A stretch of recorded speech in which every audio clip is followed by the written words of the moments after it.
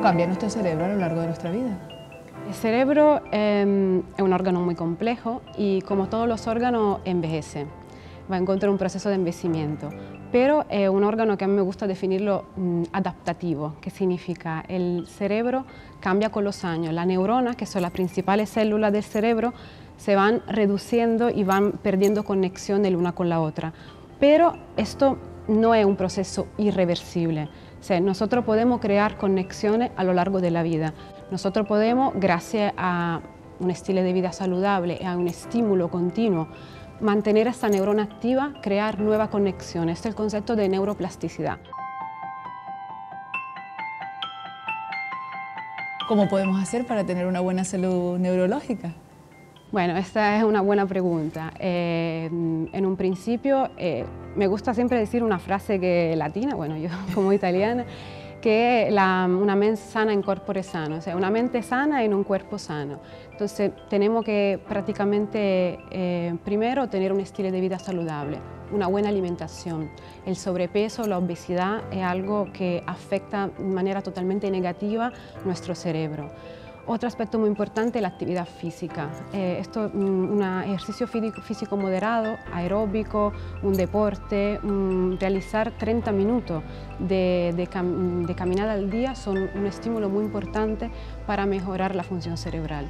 Y luego, entrenar el cerebro. Siempre digo en consulta, el cerebro es como si fuera un músculo. Si no lo usa, se atrofia. ¿Y cómo lo tenemos que utilizar? Evidentemente, leer, viajar, dedicarnos a actividades que nos gustan representa para un estímulo muy bueno para activar esta neurona. Y además, aparte de esto, hay otras dos cosas que son no últimas, pero muy importantes, es la gestión del estrés. La ansiedad, el estrés son muy importantes porque pueden determinar un efecto muy negativo, un impacto negativo en las funciones cerebrales, en la memoria, en el aprendizaje. Entonces es muy importante la gestión del estrés, así como dormir un número de horas bastante... Bueno, dormir por lo menos 8 horas mínimo es lo que se recomienda, tener un buen descanso. Lo que se recomienda es una regularidad en la calidad del sueño. Muchos pacientes pasan muchos años durmiendo mal o con una mala calidad, despertándose muchas veces, y esto tiene un impacto a lo largo de la vida. ¿Cómo podemos hacer también para que el estrés no nos repercuta también en la calidad neurológica? Bueno, aprendiendo a gestionarlo bien. O sea, realmente el estrés es una respuesta fisiológica. Todo el mundo tiene estrés a lo largo de la vida. El estrés es una respuesta frente a una amenaza, al frente de un evento peligroso, de alguna situación que nos está pasando en la vida. Pero cuando el estrés es agudo, es algo totalmente positivo, tiene un efecto positivo en nuestro cerebro, activa nuestro cuerpo para reaccionar frente a la situación. El problema es cuando el estrés es crónico. Cuando el estrés crónico aumenta la hormona, el cortisol, que es la hormona del estrés, que puede producir cambio bioquímico. Entonces, es por esto que un estrés crónico puede producir problemas de memoria a largo plazo, puede producir ansiedad y depresión, y también darnos problemática de atención y concentración.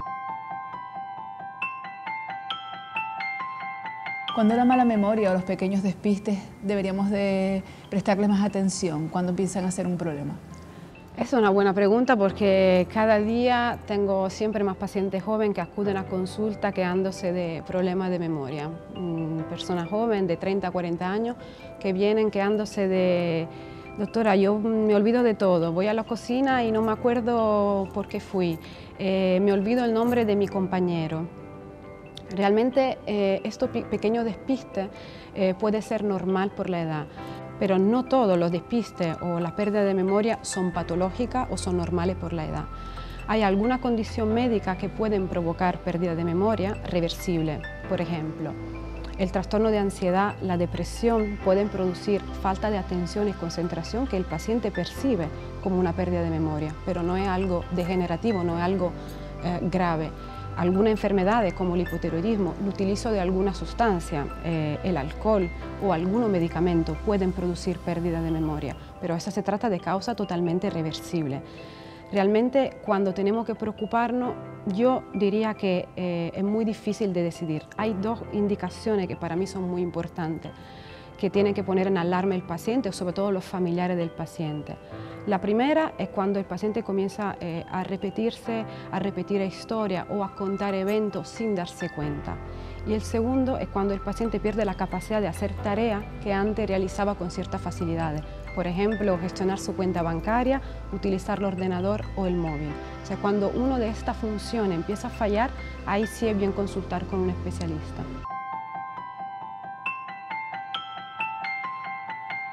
¿Ha notado que hay mayor incidencia de migrañas en su consulta? A ver, sí. En los últimos años ha existido un cambio importante del número de pacientes que acuden a la consulta de neurología tanto por cefalea como por migraña. Son dos entidades completamente diferentes. La migraña realmente es un trastorno neurológico donde la cefalea es solo un síntoma. Se asocian a otro tipo de problemática, la náusea, la molestia a la luz, a los ruidos, y se ha verificado un incremento en los últimos año y medio en consideración de la situación que estamos viviendo. La fatiga pandémica, así como se ha definido en sus últimos años, es un conjunto de síntomas caracterizado por aumento de la percepción del estrés, ansiedad, depresión, mala calidad del sueño, que han afectado en manera negativa la población. No solo pacientes ya migrañosos que han empeorado el número, la frecuencia, la intensidad de su crisis migrañosa, sino también pacientes que empiezan a padecer ahora de cefalea, de ex novo. Además, no solo por la situación de estrés, repito, por la mala calidad de sueño, sino también el utilizo de dispositivos médicos de protección, como la mascarilla, han aumentado el número de casos de cefalea. En el tema de la migraña, que me toca particularmente porque representa la especialidad la subespecialidad a la que más me dedico, efectivamente en los últimos años los tratamientos son particularmente prometentes. Se comenzó hace años con el tratamiento de la migraña con toxina botulínica y hace 2 años hemos llegado al tratamiento con la famosa vacuna, impropiamente llamada vacuna, que es un tratamiento específico, el primer tratamiento específico para la cura de la crisis migrañosa. Es una inyección mensual que lo que hace es actuar contra una molécula que se libera en alta dosis cuando tenemos una crisis de migraña, y eso ha representado, por lo menos al día de hoy, uno de los tratamientos más innovadores que tenemos en este campo. Hay muchas personas que se automedican, sobre todo cuando tienen dolores de cabeza. ¿Qué le diría a esas personas? La gente considera que sea normal tener dolor de cabeza. Todo el mundo tiene dolor de cabeza, entonces es normal padecer de cefalea o recurrir al utilizo de antiinflamatorios. Pero hay la mayoría de las veces la cefalea es infradiagnosticada, maltratada, y hay un concepto que no se conoce, que yo siempre insisto, que es el abuso de medicamentos. El utilizo indiscriminado de antiinflamatorios para tratar la cefalea puede empeorar la migraña misma y puede provocar una cefalea de abuso de medicamentos y una cronificación de la cefalea. Así que luego hace más difícil el tratamiento y hay que recurrir a otro tipo de medida.